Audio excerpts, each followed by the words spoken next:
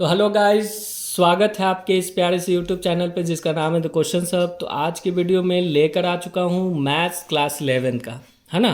तो आप इस चैनल पे अगर नए हैं तो चैनल को सब्सक्राइब कर दें। आपको बहुत ही इंफॉर्मेटिव नॉलेज या इन्फॉर्मेशन या बोल सकते हो कि कंटेंट इस चैनल पे मिलने वाला है, ठीक है। तो चैनल पे नए हैं तो चैनल को जल्दी सब्सक्राइब कर लें और वीडियो को ज़्यादा से ज़्यादा लाइक देना ना भूलें, ठीक है। तो यहाँ पे देखिए क्लास 11 का मैथ में हम लोग ट्रिग्नोमेट्री में एक टर्म होता है, ट्रिग्नोमेट्रिक फंक्शन हम लोग पढ़ेंगे जिसमें एक टर्म होता है डिग्री और रेडियन। तो आज की वीडियो में हम लोग देखेंगे कि डिग्री और रेडियन में क्या रिलेशन है। तो उसके लिए सबसे पहले एक सर्कल हम यहाँ पे ड्रॉ करते हैं। देखो ये एक सर्कल है, ठीक है। सर्कल में आपको मालूम है कि एक सेंटर होता है, उस सेंटर को ओ मान लिए। उस सेंटर से ये जो टर्म जो लाइन आता है, इस लाइन को हम लोग क्या बोलते हैं आपको मालूम होगा। इसको हम लोग बोलते हैं रेडियस। क्या बोलते हैं? रेडियस। तो यहाँ पे ये हमारा रेडियस है, ठीक है। और यहाँ पे मान लीजिए कट करते हैं ये, तो ये कहलाता आर्क। ये पॉइंट ए है और ये पॉइंट बी है। तो ये जो डिस्टेंस होता है, इस डिस्टेंस को हम लोग क्या बोलते हैं? आर्क बोलते हैं। क्या बोलते हैं? आर्क। इस आर्क को हम लोग एल से रिप्रेजेंट करते हैं। किस से रिप्रेजेंट करते हैं? एल से, ठीक है। और इसको अगर ज्वाइन कर दिए तो ये भी हमारा आर हो गया। तो आई थिंक बात समझ में आ गया होगा कि एक सर्कल में ये जो ओ ए है, ओ बी है, वो रेडियस है, और ए बी यहाँ पे जो है आर्क है एल। तो यहाँ पे एक एंगल बनता है, इसके बीच में एक एंगल बनता है। इस एंगल को बोलते हैं सेंट्रल एंगल।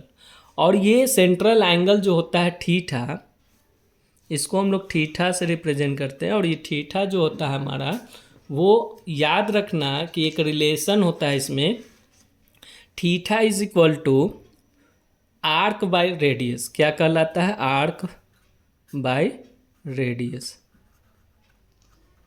तो आई थिंक याद रहेगा कि एंगल थीटा, जो सेंट्रल एंगल यहाँ पे थीटा जो बन रहा है, वो क्या है? Arc by radius. आर्क हमारा क्या है? एल से रिप्रेजेंट किया गया है और रेडियस को आर से रिप्रेजेंट किया गया है, ठीक है। और ये जो वैल्यू निकल कर आता है वो हमेशा रेडियन में निकल कर आता है। मतलब बोल सकते हैं रेडियन, रेडियन, ठीक है। Radian is the standard unit of an angle. तो किसी भी एंगल को मेजर अभी तक आप क्या करते आए हैं? डिग्री में, ठीक है ना। तो अब हम लोग देखेंगे कि किसी भी एंगल को हम लोग रेडियन में कैसे मेजर करते हैं, ठीक है। तो यहाँ पे इस तरह रिप्रेजेंट करते हैं, जैसे मान लीजिए 1 रेडियन लिखना होगा तो ऊपर सी लगा देते हैं, ठीक है। That is radian. और बहुत सारे किताब में आप देखोगे कि 1 रैड लिखा हुआ रहता है। क्या लिखा रहता है? 1 रैड। तो हम तो प्रेफर करेंगे कि 1 और ऊपर सी इस तरह छोटा सा लिख दोगे तो वो 1 रेडियन को रिप्रेजेंट करता है, ठीक है। तो ये रिलेशन समझ में आ गया होगा कि सेंट्रल एंगल थीटा जो है वो किसके बराबर होगा? Arc by radius. आर्क क्या है? एल से रिप्रेजेंट किया गया है, रेडियस को आर से रिप्रेजेंट किया गया है। तो यहाँ पे जो थीटा हुआ वो क्या हो गया? L by R radian. L by R radian, ठीक है। अब हमें बताना एक बात कि ये जो सर्कल है यहाँ पे जो एंगल बनेगा वो पूरा कितना बनता है? 360 डिग्री। क्या बनता है? 360 डिग्री। तो यहाँ पे आप ध्यान देना कि अगर हम लिखते हैं 360 डिग्री का मतलब क्या हो गया? पूरा एंगल, पूरा आर्क हमको लेना पड़ेगा, टोटल आर्क लेना पड़ेगा, अब बाय रेडियस लेना होगा। अब हमें बताइए कि टोटल आर्क आपका क्या है? टोटल आर्क का जो लेंथ है वो 2πr है और रेडियस हमारा क्या है? r है। और ये किसके बराबर है? 360 डिग्री के। और ये किसके बराबर है? रेडियन के, ठीक है। तो यहाँ से आर आर कट जाएगा। तो ये जो वैल्यू होगा,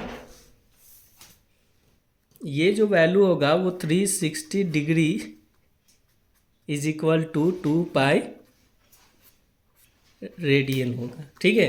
तो यहाँ से आप बोल सकते हैं कि एक रेडियन में 180/π डिग्री होगा, ठीक। और एक डिग्री में, अगर एक डिग्री में आपको निकालना होगा तो π/180 रेडियन होगा, ठीक है। तो ये रिलेशन होता है रेडियन और डिग्री में। अच्छा, आपसे अगर हम पूछें कि मुझे बताइए कि एक रेडियन कब होगा, एक रेडियन तभी होगा जब हमारा आर्क एंड रेडियस इक्वल होगा, है ना। जब हमारा आर्क एंड रेडियस इक्वल होगा तो वो किसके बराबर होगा, 1 रेडियन के। तो आप बोल सकते हैं कि एल किसके बराबर है, आर के। तो थीटा इज इक्वल टू क्या होता है, एल बाई आर होता है। ये दोनों आपस में इक्वल है तो एल बाई एल लिख सकते हैं या आर बाई आर लिख सकते हैं। ये कितना हो जाएगा, 1 रेडियन हो जाएगा। तो एंगल 1 रेडियन कब होता है, जब हमारा लेंथ ऑफ आर्क और रेडियस दोनों इक्वल होता है। लेंथ ऑफ आर्क और रेडियस अगर आपस में इक्वल होगा तब हमारा जो एंगल होगा वो कितना होगा, 1 रेडियन होगा। और 1 रेडियन में कितना डिग्री होता है, 180/π डिग्री होता है, 180/π डिग्री। ठीक है। अब यहाँ पे एक बात मुझे बताना, अगर मैं बोलूँ कि हमको 60 डिग्री को लिखना है रेडियन में, 60 डिग्री को रेडियन में लिखना है, तो आप रिलेशन पढ़ चुके हैं। रिलेशन क्या होता है कि 1 डिग्री में π/180 रेडियन होता है, 1 डिग्री में π/180 रेडियन होता है। तो 60 डिग्री में 60 से इंटू कर लो, π/180 इंटू 60 कर लोगे तो ये जो वैल्यू निकल कर आएगा वो रेडियन में निकल कर आएगा। इसका जो सॉल्यूशन होगा वो π/3 हो जाएगा, π/3 रेडियन। तो याद रखना 60 डिग्री को हम लोग क्या बोलते हैं, π/3 रेडियन। 60 डिग्री को क्या बोलते हैं, π/3 रेडियन। उसी तरह आपसे कोई बोले कि 30 डिग्री को रेडियन में लिखना है तो आप क्या लिख सकते हैं, तो 30 डिग्री को हम लिख सकते हैं π/180 में हम इंटू कर देंगे 30 डिग्री को, है ना। तो ये हमारा जो वैल्यू आएगा वो रेडियन में आ जाएगा। कितना आ जाएगा, 6 टाइम। तो π/6 रेडियन हो जाएगा, π/6 रेडियन हो जाएगा 30 डिग्री में। उसी तरह 45 डिग्री का आप निकाल सकते हैं, π/180 में 45 से इंटू कर लोगे तो ये क्या हो जाएगा, π/4 हो जाएगा, π/4 रेडियन। मतलब 45 डिग्री में π/4 रेडियन होगा। उसी तरह आपसे अगर कोई बोले कि 90 डिग्री में क्या होगा, तो 90 डिग्री में सिंपल है, π/2 हो जाएगा रेडियन, π/2 रेडियन हो जाएगा। ठीक है। तो 30 डिग्री, 45 डिग्री, 60 डिग्री, 90 डिग्री पे हम लोग रेडियन का कन्वर्जन देख लिए, है ना। तो उसी तरह आपसे अगर कोई बोलेगा कि 180 डिग्री में कितना रेडियन होता है, तो 180 डिग्री में आप बोलिएगा कि पाई रेडियन होगा। ठीक है। उसी तरह 360 में हम लोग से पूछेगा तो 2π रेडियन हो जाएगा। क्या हो जाएगा, 2π। और ये रिलेशन यहाँ पे बताया गया, देख सकते हो, है ना। तो इस तरह कन्वर्जन हम लोग सीख लिए। हम लोग रिलेशन क्या देखे, फिर से रिकॉल कर देते हैं कि 1 डिग्री में π/180 डिग्री π/180 रेडियन होता है और 180/π डिग्री में 1 रेडियन, या 1 radian is equal to 180/π degree होता है ये रिलेशन। ठीक है। ये रिलेशन से हम लोग क्या कर सकते हैं, एंगल को कन्वर्ट करते हैं। तो कैसा लगा वीडियो, कमेंट करके ज़रूर बताना। Thank you.